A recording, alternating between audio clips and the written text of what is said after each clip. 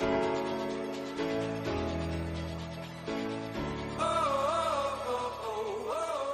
friends, and welcome to the Happy Hour with Jamie Ivey podcast. I'm your host, Jamie, and I am so excited that you're here. Each week I invite a girlfriend to join me on the show and we chat about the big things in life, the little things in life, and everything in between. Today you're listening to episode number 62, and my guest is Janet Reeves. Janet is a mom to 4 and a wife to Jesse. They live in Austin, Texas, where she volunteers with her church, her kids' school, and with Redeemed Ministries, and she's also a dear friend of mine. Today, Janet and I talk about parenting kids in different stages of life, how to help kids deal with rejection, life with a spouse who is gone a lot, and traveling with your kids to different countries. I want to say thank you to one of our sponsors for this show. It's the Burlap Cottage. In our busy world, holidays are as special as you make them, and this includes your home and your most special gifts.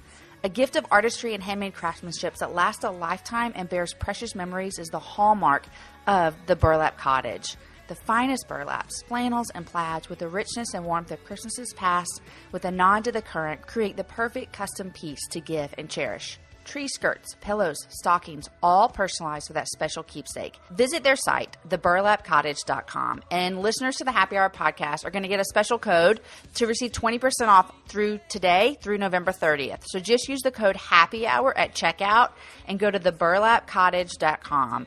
The Burlap Cottage, artistry that celebrates the special occasions of your life. Now here is my conversation with Janet.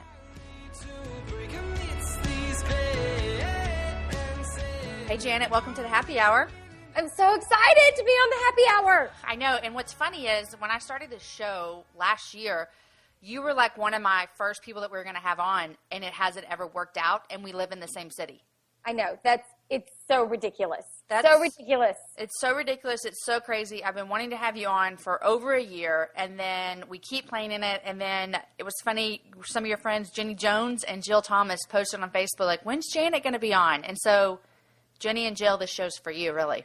It really is. And, I mean, they asked for it, and so here we are. You asked for it, and you get it. Jenny and Jill, this is your podcast just for you. From Jamie and Janet. Yes, from Jamie and Janet. That's a mouthful right there. Jamie and Janet for Jenny and Jill. There you go. In all reality, Janet, thank you so much for coming on the show. Just to give everyone a little background, you and I, how long have you lived in Austin this time? Okay, I've been back in Austin a little over 2 years. So we met a little over 2 years ago then when you moved back. I think our paths might have crossed one time maybe before you moved to Atlanta. Yes. And then we really met like 2 years ago, and great friend, and our families love each other. So, But can I share kind of like we met? You can share whatever you want. You're the guest. Go for it. Okay. So we kind of met when I was headed to Atlanta and you were heading to Austin. Yeah. And I was a part of the worship team that was going to Atlanta. You were part of the worship team coming to Austin. Okay, time out. Let's stop real quick. Okay. We need to clarify. I am not a part of any worship team. Just so everyone's clear on that. You were supporting the worship team that was coming in. I'm married to the worship pastor. There we go. And I wasn't really on the worship team ever either, but I really appreciate how you put us both on those teams. I think so. I mean, I think that we were team players in it all. I mean, behind every good man is a great woman. So there you go. Of course. But that was such a hard move for me because I was kind of leaving my people here in Austin. I was leaving something that I truly, truly loved and kind of stepping out on faith, going somewhere else.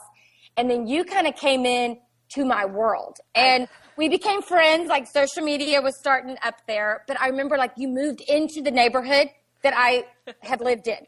Your child went to my child's school. You became friends with all of my friends and all of my people. You were a leader in my church. And that was so hard for me. And I wanted, like, I was loving you from afar and I was supporting you from afar, but I was like, oh my word, Janet's out, Jamie's in. And I was like, okay, God, I got to just release Austin to Jamie and I'm going to take over Atlanta. But coming back here 2 years ago, like there were certain blessings of friends that God has given me these past 2 years that I didn't know before, and you have been one of them. Oh, that is so sweet. And I've been so grateful for you embracing me, my family, as we came back into Austin. And you've been a friendship that's been a blessing to me that I was that I wasn't expecting when I got here. Because you were thinking you weren't going to like me. I thought maybe I might, just because you had taken over my world.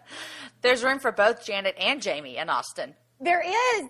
That's what I'm seeing. And God has put us together, and I'm excited for what he's done in the past 2 years and what he's going to keep doing. I know. It's so fun. And the reality is, Janet's husband used to play in a small band. You might have heard of him, Chris Tomlin. And when they left Austin, Aaron Ivey and his band came in to fill those shoes. And so it was a little hard transition for me as well. You know, like I was worried, are we going to be, I put myself on the worship team again. You are singing. Are we going to be able to, you know, Chris Tomlin's leaving a church and Aaron Ivey's filling in. And so it was a little stressful for me as well too. But you know what? I look back and I'm like, the best thing God ever did for Aaron and I is to move us to Austin, not because Austin's amazing, because it is, but because our church, we love this place so much. And so, and I know you feel the same way. Beautiful. I do. I love. You started this church. I mean, y'all started this and then left and came back.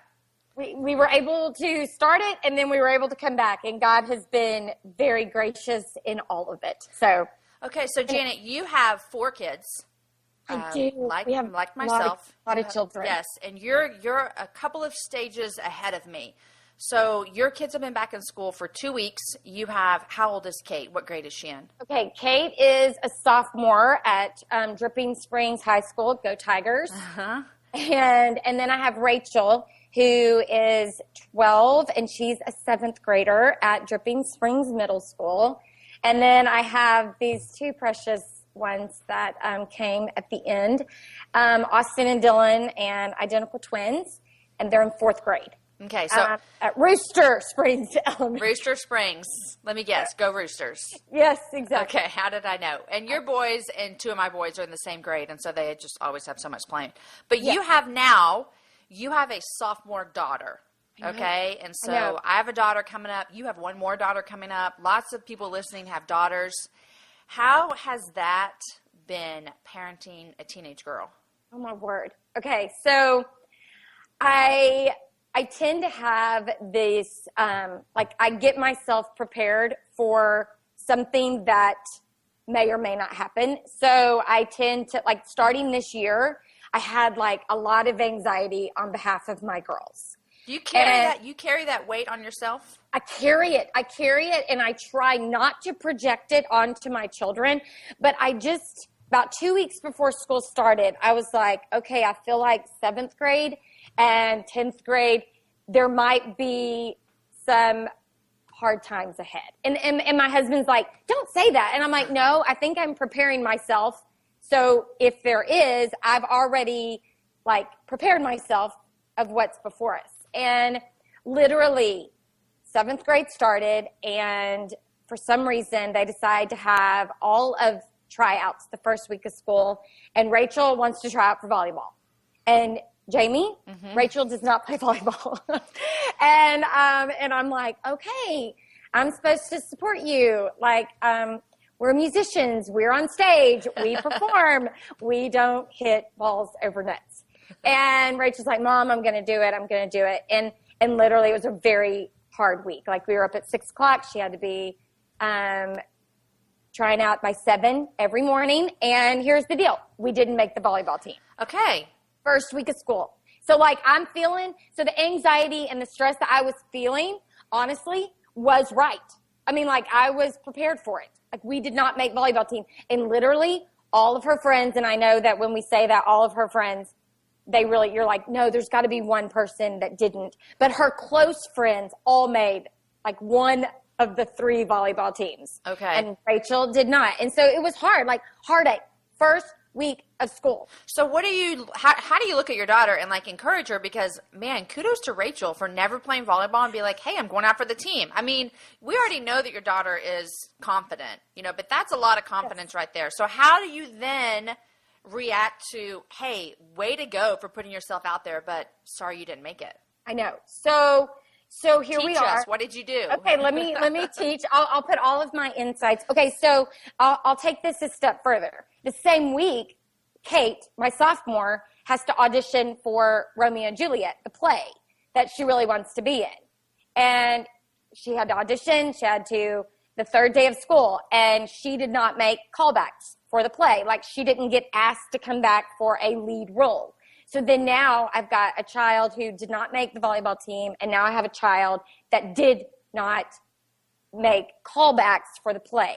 Okay. And I am like, I'm a mess. I'm a mess. I feel sorry for them. I'm crying. They're crying. My boys, I don't even know the names of their teachers at like the first week of school. Like, I'm like, you're going to have to be on your own. Like, make your own lunch, pack your own bag. We are sad. Yes. We are sad. And here's the deal is I was praying for them with everything in me, but I also needed like God to bring like a voice, like a voice that had gone before me as well. And you and I both know who we call in Austin is Catherine Garza. Right. And I called my friend Catherine and I was like, Catherine, I need to know what to do. And she said this is the word she said. She goes, Janet, I think it's okay to cry with them today. I think it's okay to kind of sit in the sadness of what happened. And then tomorrow, it's your role to lead them out of that and let them see life past, no callbacks, and volleyball team. And I was also in the midst of watching season 1 Gilmore Girls, and Rory gets her heart broken, and Mom Lorelai is like, Rory, we need to wallow. Like, we need to wallow in this. And Rory's like, no, I don't need to wallow. I don't need to wallow. And the mom's like, no, we need to wallow. Trust me.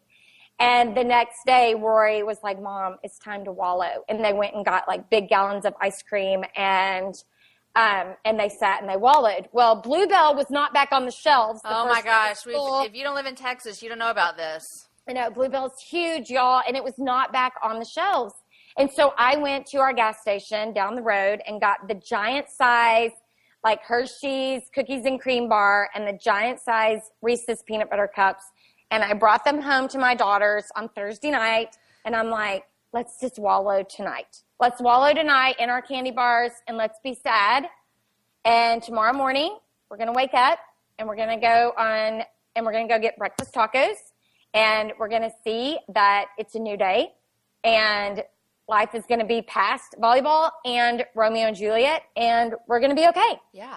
And literally Friday afternoon, we were past volleyball, and Kate did make the play. She didn't get one of like the leading roles, but she made the ensembles, so that was like, yay. And we had amazing candy, and you know what? We're okay. Yeah. Like, we're really okay. And so I think it's important to like wallow with your kids and your teenage daughters and the disappointment, but it's also our role to lead them out of it and not stay in the depression and stay in the crying, because life has to go on. Yeah. You know, that's really good, because I think about, like, if I was in your situation, I think I'm a very logical person. So my thought would be like, listen, Rachel, you're in 7th grade. It's okay if you don't make the volleyball team. You have at least 7 more years ahead of you. 4, 5, 6, 6 more years ahead of you of all kinds of amazing stuff. It's all right. Pick yourself up, move on. Because I seem to think that way, like, oh, it's okay. There's something better is going to come, or something different is going to happen. Maybe not better is the right word, but something different. But that's good to realize, hey, I'm emotional sometimes. Let me just sit with the emotion with my kids. Yes. And they loved it. Yeah. I think back, I'm like actually teaching soon about when Jesus raised Lazarus from the dead. And it's one of my favorite stories because he does the same thing with Mary and Martha. Like, they're pissed at him, like, hey, had you been here, my brother would still be alive, because I know that you're Jesus and you're the Messiah and you have been raising all these people from the dead, and you forgot about my brother, your friend. And Jesus weeps with them, And I look back and I think, like, if you took that verse out, Jesus weeps, the story would move on the same. Like, they're asking him, how do you do this? And then he says, Lazarus, get up. Like, you could have taken that out and it would have been the same Savior saving Lazarus, bringing him from the dead. But I love that God left that in there, because it shows us that grief does not equal like weak. Yes. It doesn't equal that. Jesus wept because he felt that grief with them. And so that's good. No, and I think it was a part of their healing. But here's the deal. Today, we have another audition for High School Musical. And now, who knows what that's going to hold. Like, Right. there may be disappointment on coming up the end of the week. I don't know. But I think it's going to be, just because we got over one hump, I think it's going to be like continuing through these years. Well, and what you're doing, it sounds like to me, is that you're setting up a, not a cycle, but a something that not a cycle of disappointment, but you're setting up that when disappointment hits, that there are new mercies in it. The next day still comes. Yes. And we don't pick ourselves up by our bootstraps, but we let Jesus pick us up, and then we go on, Yes. Like he has us. Yeah. And like we can be sad and we can be disappointed, but at the same time, it cannot be the end of our world. Yeah. Do you think that when you look back on your teenage years, do you think you kind of dwelt more in the end of the world, or do you think that you were able to sit in that grief for a moment and then move on? Oh, I'm pretty sure it was the end of the Okay. world. I was just, as you're telling me the story about your girls and stuff, and how you carry a lot of anxiety for them, I was wondering what that looked like for you in your teenage years. Yes. And I think my parents, I think they didn't necessarily wallow with me, and I kind of needed them to be sad with me sometimes. And so that's a role that I'm really thankful that I was able to lean into 2 weeks ago. And I can see that maybe my sympathy is going to help me wallow with my children. I think my parents were more on the get over it, pull yourself up. And so I do think they didn't allow me to just sit in it. But in my mind, I didn't think past those moments. Like 6th grade, 7th grade, I didn't see 8th grade. I didn't see 9th grade. Right. I didn't see my marriage down the road. I didn't see myself as a mom. I just saw, oh my word, I didn't get the part. Oh my word, I was not picked in kickball. Yeah, or I got my heart broken or whatever, yeah. Yes, or oh my word, he didn't ask me out. Like, I think in those moments, but I do think my parents helped me like get over it, but I do think that I wish somebody had wallowed with me. That's a good encouragement for me too, because I would tend to just be like, guys, let's move on. This is kind of dumb that we're crying over this. But if I look back, like you just said, when I was, 12, 13, 14, you don't have the ability to look forward to even 2 years down the road. I mean, our brains, they're not formed. You really can't even ask a child to do that. And yet I would tend to do that. So that's great. Thank you, Janet.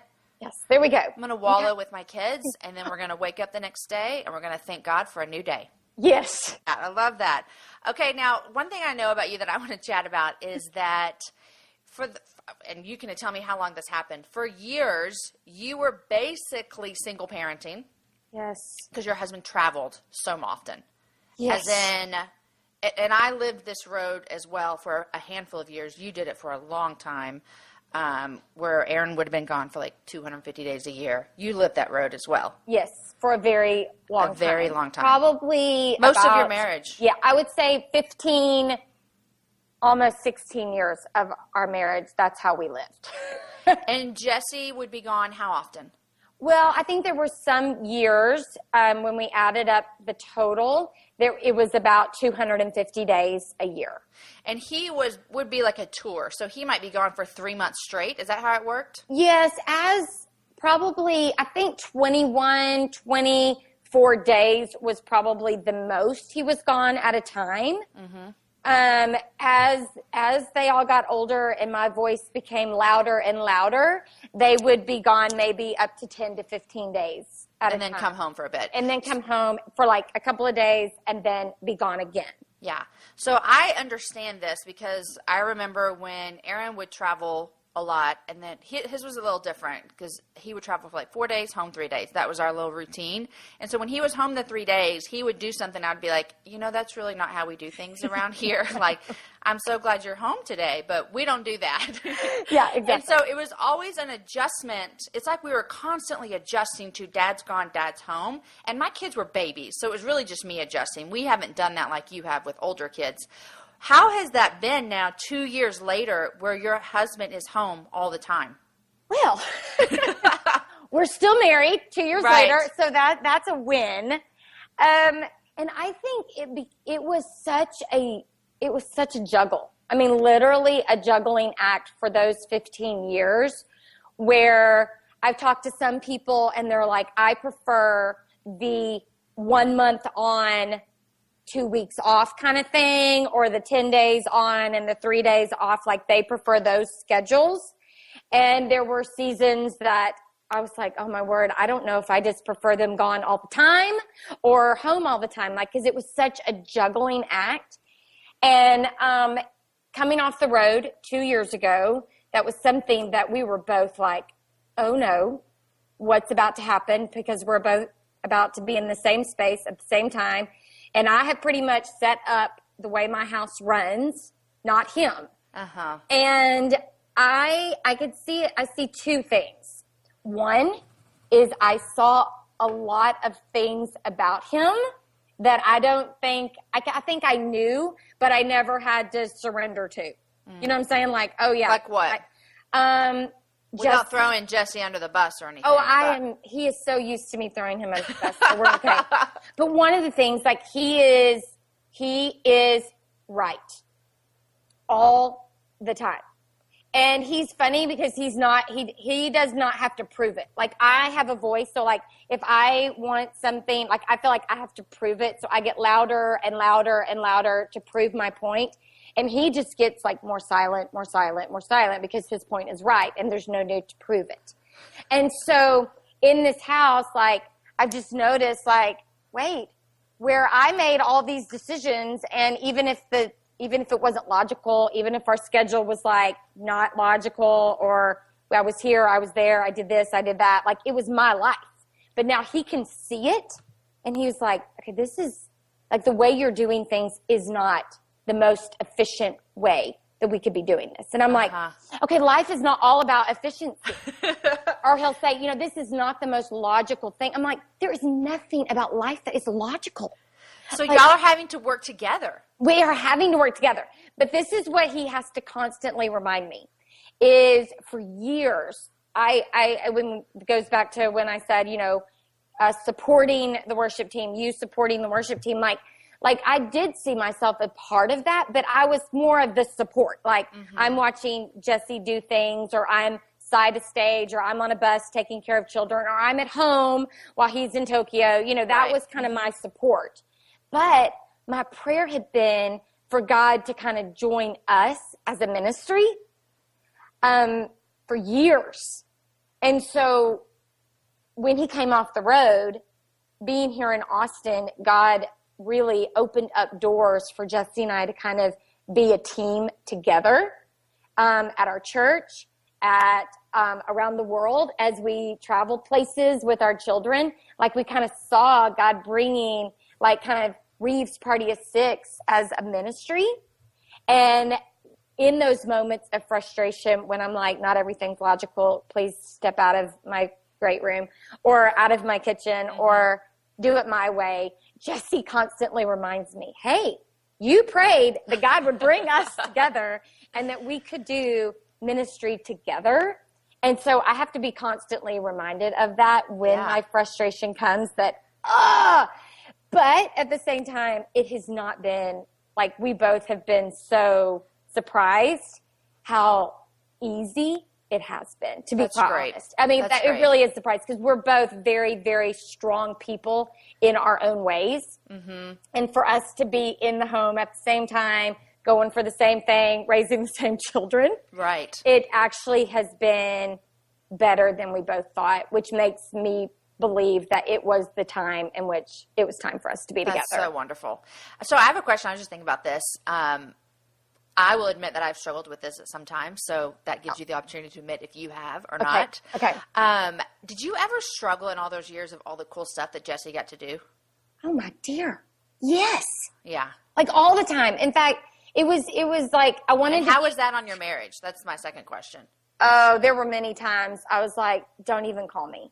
Like, don't even call me. You're in, like, the coolest place in the world. Don't call me. I can't talk to you. Like, it will not be good for my heart. And there were, I mean, because with his job came great perks. There came accolades. There came award ceremonies. You know, he got to go to really cool places. He got award ceremonies, like what? Like, we're not talking like Southern Baptist Convention awards. No, we're talking like Grammys. Grammys, yeah. Now, I will say this. I did get to go to every Grammy award that he did get to go to. So that's so fun. I was I can't complain about that I did. Okay, let's stop right here. Okay. Stop right here. Coolest thing you saw at the Grammys? Oh, my goodness. The coolest thing I saw. Because I'll never be at the Grammys. I mean, that's just like, what's the coolest thing you ever saw there? Okay. Well, first of all, you have to understand, we were the awards before the Grammys. Like you're the ones we never see. Like whatever everybody sees on TV, like, okay, this is not cool, but here's the reality. You want to know the reality? Uh-huh. So we have to get there for like at 2:00 in the afternoon for the ballroom, okay? And the Christian Music Awards are usually always right after the Latino Music Awards.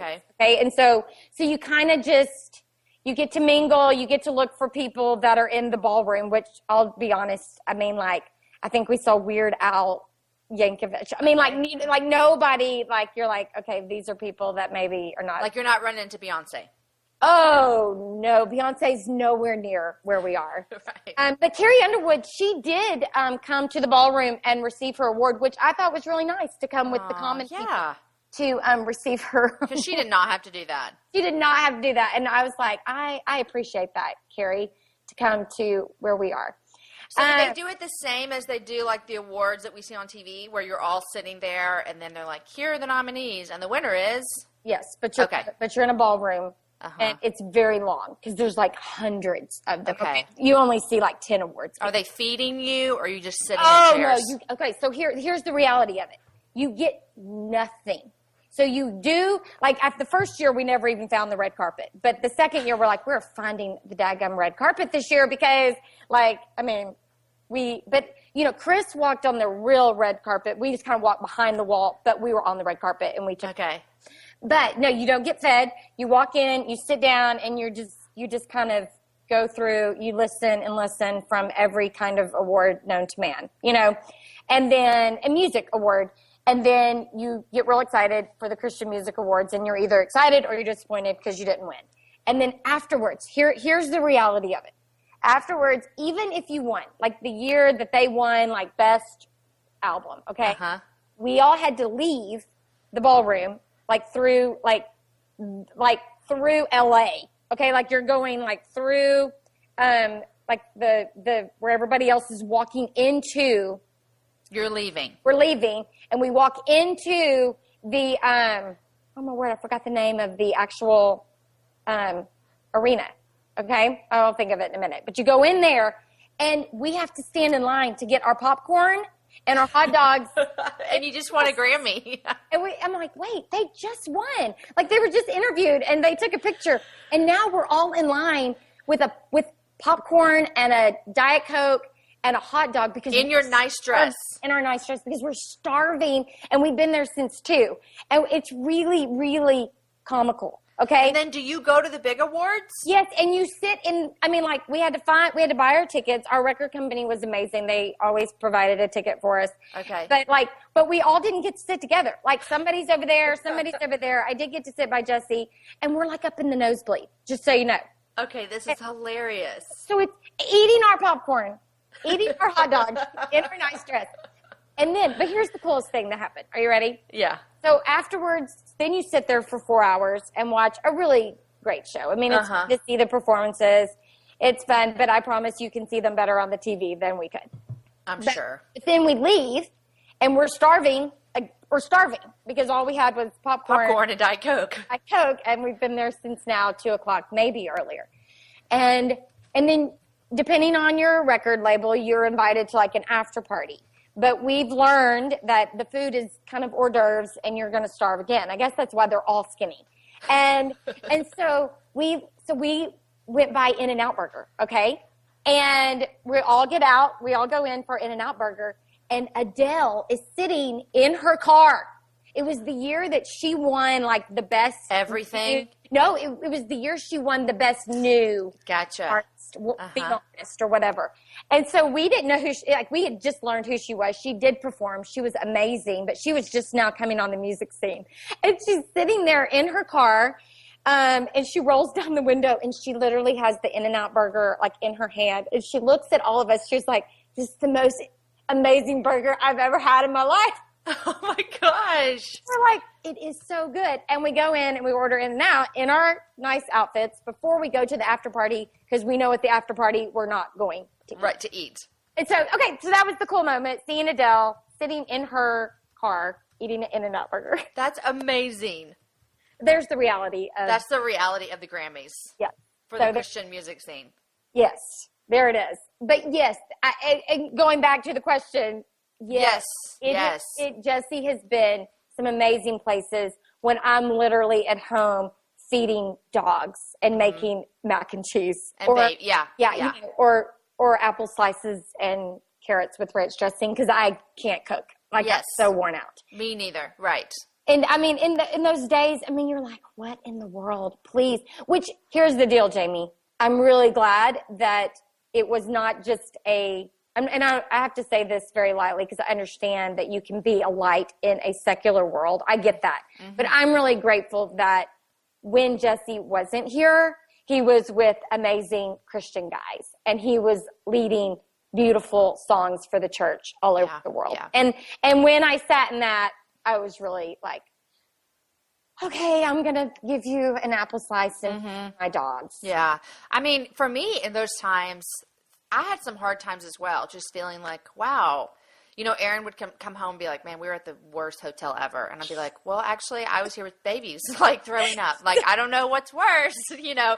But in those, I think God really grew me a lot made me really love my role as a mom, because sometimes I struggled a lot in the early years of motherhood, is feeling like, is this all that I have in this world, is to be a mom? And I say that like, I know that motherhood is such a great calling, and I am so thankful for it. But just in all honesty, I struggled with feeling like all I do is change diapers and feed babies, you know. Oh, but I think that God used that to really grow me. Me too. Know?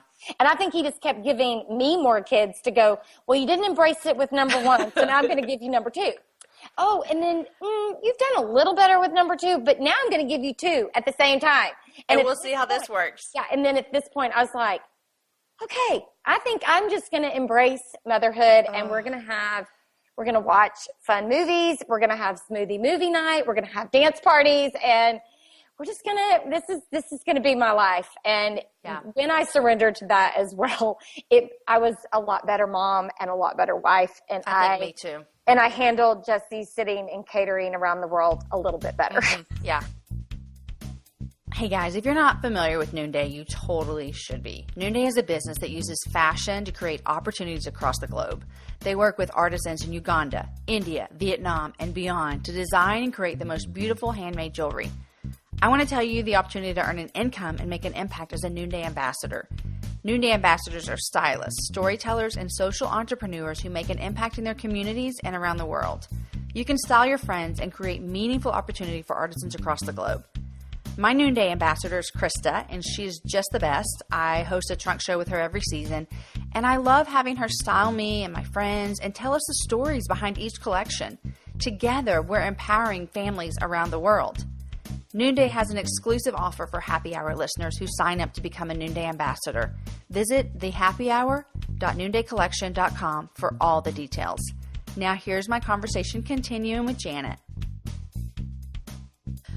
Speaking of kids and traveling and all kinds of stuff, in the past 2 years that I've known you, you have taken your entire family to different countries.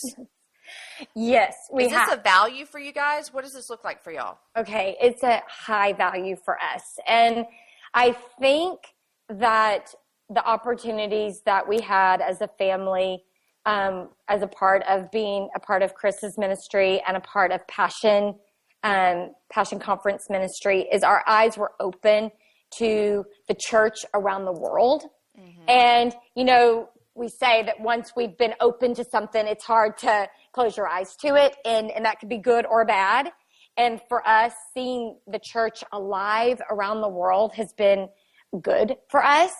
But it's also something that leaving two significant parts of our life, leaving Chris Tomlin and leaving Passion Conferences, you know, kind of for the most part of kind of stepping away from that, we were like, God, we don't want to lose what we've seen. and what we've been a part of around the world. But now it's time to kind of bring our family into it, and literally be careful what you pray for, because Chiapas, Mexico opened within months of us starting to pray that prayer of like, God, send our family somewhere. As like family, as Reeves Party of Six, going on a mission outside the United States. Yeah. And not to put more value on anything outside the United States. Like we are all about being a mission in our city and being missional in our neighborhood and all of that. But we really wanted to continue seeing the church alive. And he opened our eyes to Chiapas, Mexico. And it was through an orphanage called Casa Canaan that we went down there and got to love on some precious kids, hear some amazing stories. But it was the night we walked out of Chiapas, Mexico, and across this illegal border. I don't know who's listening to this, but it was an illegal border. I'm not going to tell you where. Actually, I have no idea where. But we walked into Guatemala, and sun was down. There was absolutely no electricity in this particular village. We walked down this street. With all your kids? With all my kids. And I'm like, who's holding a child? Somebody grab a child, grab hands, everybody. And we had people with us, like they knew where they were going, but we did not know where we were going. And we walked into this little home, and they had like a battery-powered light, okay, that they kind of turned on for us. And we all went into this room, and this man began telling us his story. And he felt called to be a pastor in this village because it was a place where people came from all over the world to get through that border. So they went to this little village in Guatemala. They could get through the border of Mexico, and their ultimate goal was to get to the United States. And this was this place. God just, we landed there as a family. I'm like, wait, we came to help the orphanage. What are we doing right now? And we all were sitting in these chairs, and we were being interpreted. Like, we didn't know what he was saying, but we had an interpreter with us. And he felt like, this man just felt like, I had the opportunity to share Jesus with people all over the world, right here in this little village where there is no electricity, where we make our tortillas on a coal oven, and I have plastic chairs, and I give all these people coming through Guatemala, I give them a meal, and I tell them about Jesus. And we sat in there, and we sang How Great Is Our God in Spanish. And I'll tell you, it was in that moment, I'm like, God, I prayed for this. I prayed that you, as a family, you would just kind of take us to the ends of the world, but to see your church alive. And Jamie, like my kids, we were all like we couldn't even sing. Like, it was one of the most beautiful moments that we experienced as a family. But it was also in that moment, because we had taken some big steps out of some things that we felt called out of, God was like, I got you. I got you. I know your heartbeat. I know what you value, and I love what you value, and I've got you. You don't have to necessarily even join an organization to go see my church around the world. You don't have to, sign up for a big conference to see my name around the world. All you have to do is take a step as a family, and I'm going to show up huge. And that's really encouraging to any parents that are listening, just because we feel like a lot of parents struggle with, man, how do I get my kids involved with this, with my mission, and how do I do this, and how do I show my kids the world? And I always say, and we haven't taken all of our kids around the world, but we've taken some with us, and we just say, what your mission is what your kids' mission is. Exactly. God is not going to give you a vision for your family and leave your children out. Yes. You are a unit, and so when God gives a vision to the Ivey family or to the Reeves family or whoever is listening, when God gives your family a vision, it includes everybody. It includes, and you are walking out in that. Yeah. And I think, and I'm going to go one step further, I think he also can listen to your children. Listen to your children and where their heartbeat is. Many stories I've heard of parents who were moved by the prayers of their teenagers, praying for God to move their hearts towards adoption or move their hearts towards a country. Yeah. I know. And so again, here we are, we took the step. So now Uganda came available to go last year as a family, not necessarily with a certain organization. It wasn't like a family mission trip. It was like Reeves Party of Six is going to Uganda. Jesse was going to preach at a night of worship there. And we were like, we're going to take the kids along. Like, we're going to take them along. And to see God just kind of rise up through them as they played with kids, as they talked to adults, as they prayed over churches. Like, my girls were given a microphone at one of the churches we went to, and they were like, Kate and Rachel, would you pray over us tonight? And there were probably 5,000 people in that room. And I'm like, oh dear, they're not going to do it. Like, they're going to pass the microphone, and both of them to go, yeah, I'll pray over this room and for these people. And I was like, okay, God, that my faith was just increased by what you just did in my children. And so it's like, be careful what you pray for, but also, man, just surrender to it, because it's pretty amazing to serve the Lord as a family, you know? Yeah, I love that so much. And it's encouraging to me, too, as a mom of 4, that it can happen, you know, that you can do that. Because, I mean, we sometimes feel as moms that our mission ends when we become moms, and that is just a lie. Or you're never going to get to go anywhere. You're never going to get to do anything. You only see all these amazing things on social media, and you're like, I'm on my 8th load of laundry today. Exactly, yeah. Well, don't look at social media. Believe God. And if you pray for something for him to lead your family to, get ready, because he will. So wonderful. Oh, okay, Janet, I always ask my guests the 3 things they're loving and what they're reading. So it is your turn now. What 3 things are you loving? Okay, so I'm a little obsessed with hummingbirds. Yeah, I didn't know this about you. I know. Okay, and I'm not a nature person, okay? Like, not at all. I'm not an animal person. I'm not a nature person. I'm not even one to like really stop and smell the roses. But I think one of the things I've kind of made myself do over the years is kind of like sit in the nature, because that's something my husband really loves. And so I'm like, okay, I'm going to sit on the front porch. I'm going to rock. I'm going to sit on the back porch. I'm going to enjoy. You're like, if we're going to be together so much, I might as well like what you like. I know. I needed help preparing a lesson one time, and just like, it's like, Jesse, I need your voice. I need your theology. I need your ear. Like, I need you to listen to me while I preach to you. And I ended up on a river. I'm like, okay, well, this isn't really where I learned. But I'm like, okay, if I get you on a river with a fishing pole, then I get you. Yeah. And so, but hummingbirds. So, a couple of years ago, I just became obsessed with them. And the thing about the hummingbird is the hummingbird's heart beats the slowest of any bird.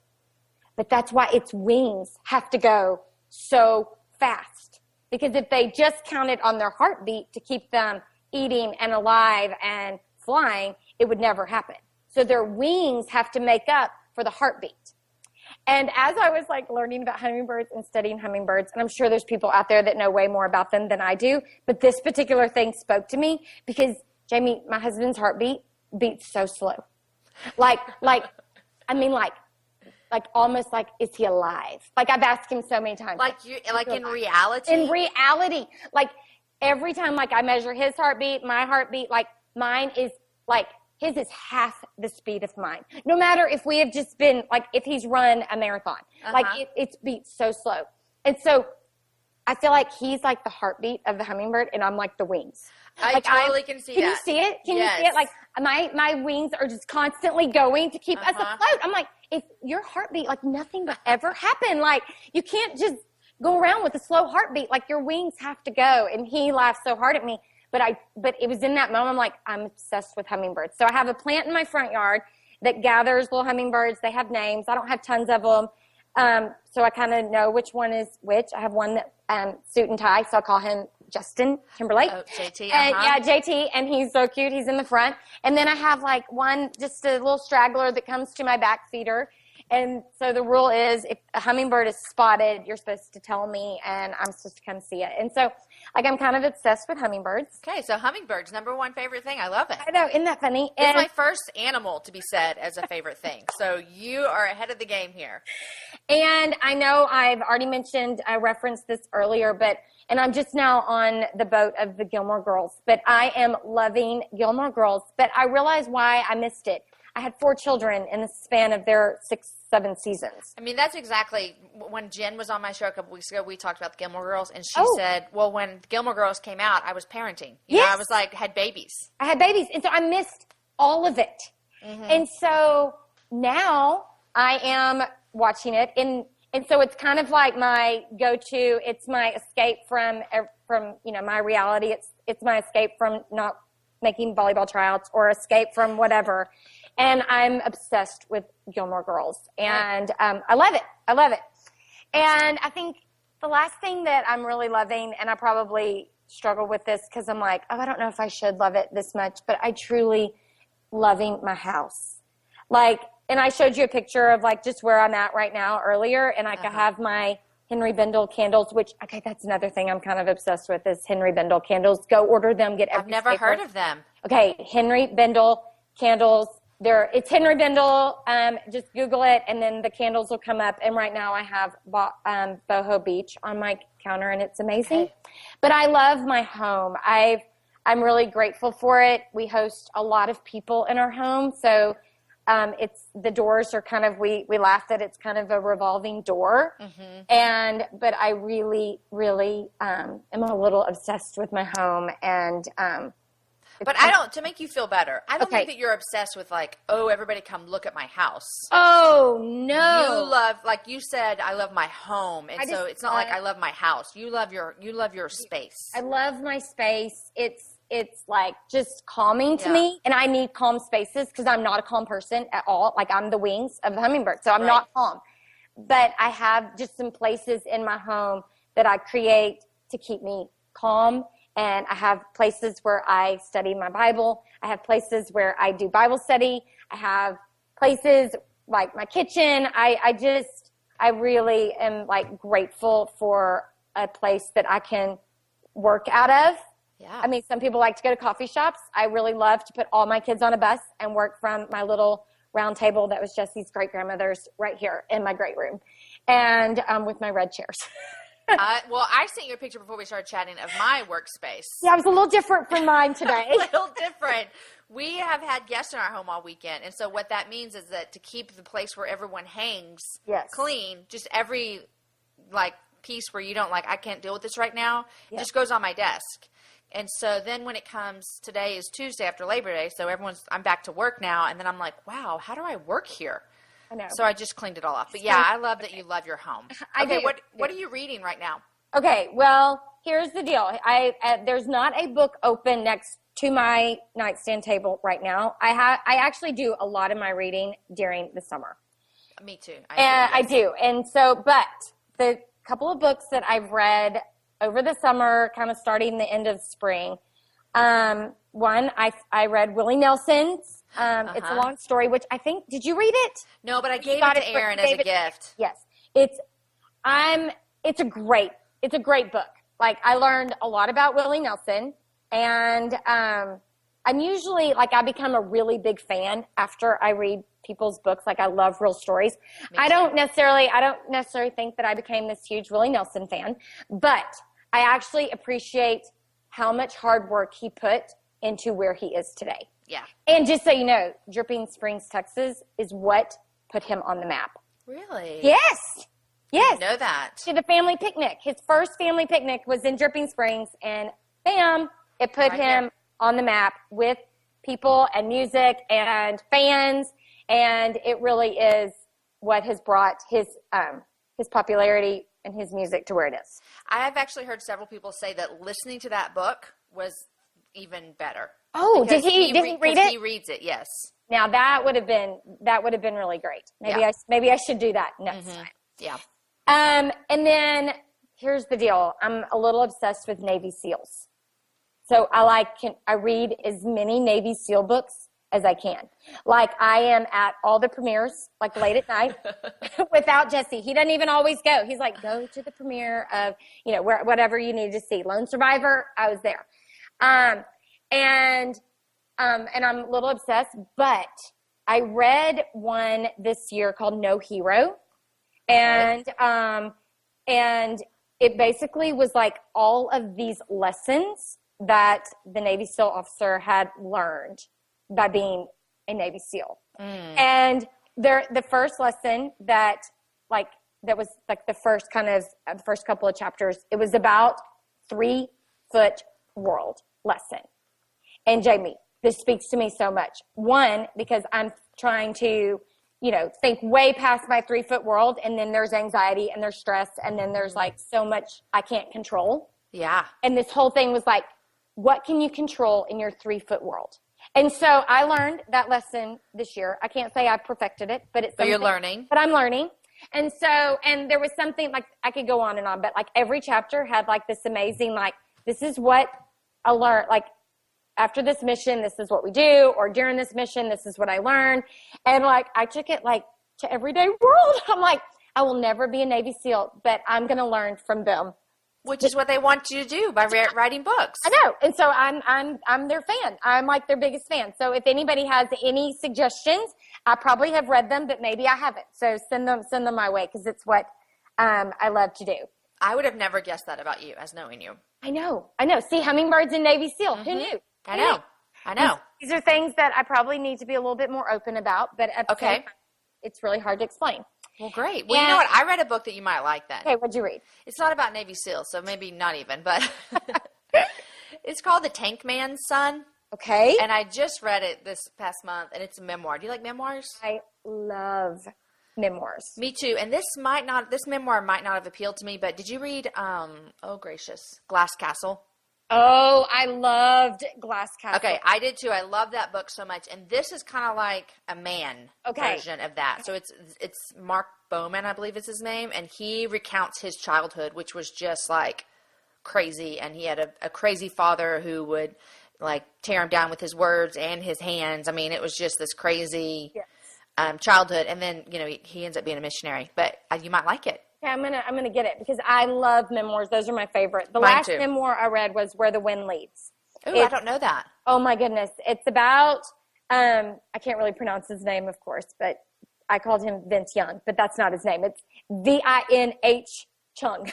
Okay. But when I was reading it, I just called him Vince Young because I couldn't pronounce it correctly. Vince Young. But it's his memoir of coming out of Vietnam. His family. Oh, someone just told me about this the other day. Yes, his family were refugees. Yes. And so, in light of all the stuff that's going on mm-hmm. right now, y'all, this is an amazing book to read. And one, because it's a beautiful story of this man and his family's of their just kind of their rescue. But it's also amazing because a man felt in his heart that he needed to do something for the boat people, basically. Uh-huh. And like he felt like God gave him, like, you get out there and you do this. And he was kind of crazy for doing it. He was like, people were like, you don't know what you're doing. You know nothing about the seas. You know nothing about, but because he acted on what God asked him to do, like this guy's family was rescued. And that's so amazing. It's amazing. And so in the midst of everything that's going on right now, I think it's a win. So okay, I am going to add that to my read list. I'm going to skip on the Navy SEAL books. Okay, that's fine. You just pass them along to me. I'm going to pass them along to you, but I'm going to jump on this Where the Wind Leads. There you go. Yay. Yay, Janet. Thank you for coming on my show finally. My word, I was so nervous and it's been so good. Yay. Like, so easy. Everyone says that. Like, I'm so nervous, but it was so easy. It's like you're just chatting and you don't realize that people are actually listening. I know. I'm excited. I really am. Well, thank you so much, and it's been a lot of fun chatting with you. Oh, I love you, Jamie, and I'm so grateful for our friendship here in Austin. Like, it means the world to me, and I know that I tell you that, but I'm just saying it out loud again and again, and I'm really grateful, and I'm honored to be on here with you. We didn't even chat about what we do together. No, not at all, y'all, and it's so amazing. You'll have to come back on again, and we'll chat about what we do here together. Yes. Give them like a 30-second spiel of what we do together.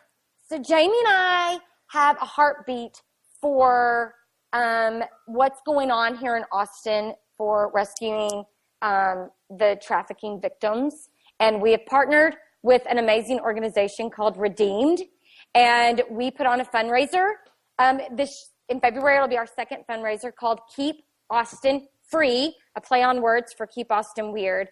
But it's basically not only raising money for Redeem Ministries and what they're doing here in Austin, but it's also being a voice for the trafficked victims here in Austin and all over the world, and letting people know what's happening, but also giving them hope of what's happening, and inviting them to be a part of something greater here in our city. And this year, Keep Austin Free will be in February, and we'll be raising money specifically for an emergency shelter. So as soon as these girls are rescued off streets and homes and brothels, they have a place to go to be assessed, to figure out what their next steps are.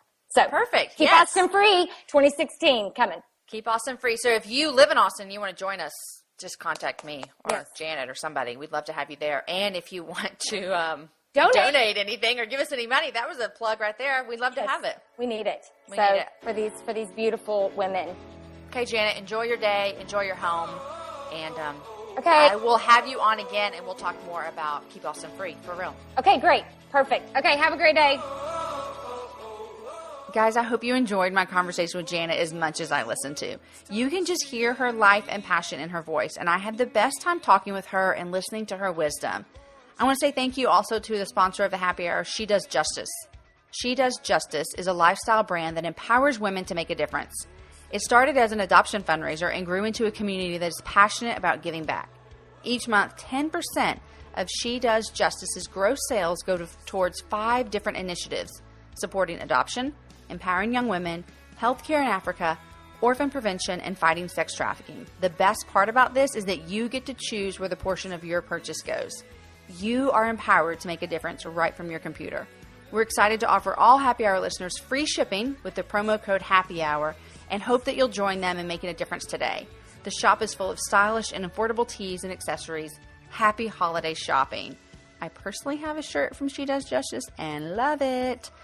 Guys, as usual, any books that we talked about on the Happy Hour, you can find at jamieivey.com/happyhourbooks. Some of you are going to be looking for gifts. Just go there and check out the books we've listed. Or you're going to be looking for books to be reading over the holidays. That's a great place. Remember, everything that we chat about is going to be up on my website, jamieivey.com, and I'd love to hear from you. Find me over on Twitter. My Twitter handle is @Jamie_Ivey. Instagram, I'm Jamie Ivey. Facebook, Jamie Ivey. Share with me something you love from this episode, or an encouragement that you have for Janet, or a guest you want to hear. I just love hearing from you guys. I want to send a special thanks out to Knox McCoy, who has been editing my show since number 50. Thank you, Knox. Thank you, Knox. Thank you, Knox. Check out his show with Jamie Golden called The Podcast. They're going to crack you up and educate you on pop culture all at the same time. Their latest episode that I just listened to was over movie quotes, and it was so fun and entertaining, and I just loved it, except they left out my favorite line, because that line is, nobody puts baby in a corner. Anyhow, check out the podcast. Guys, next week is the show that I have been waiting for forever. It's the show that I'm so excited about. It is the Christmas special, my own Christmas special. I like saying that. Jen Hatmaker joins me, and we talk about all things Christmas, gifts, traditions. We talk about 21 different organizations that we think are places that you could put your money towards this Christmas season. And not only are you going to get a great gift, but you're going to make a difference in people's lives. So we are both big fans of putting our money towards small businesses, women-owned businesses, businesses that are, the stuff is ethically created and made, businesses where they have a give-back model.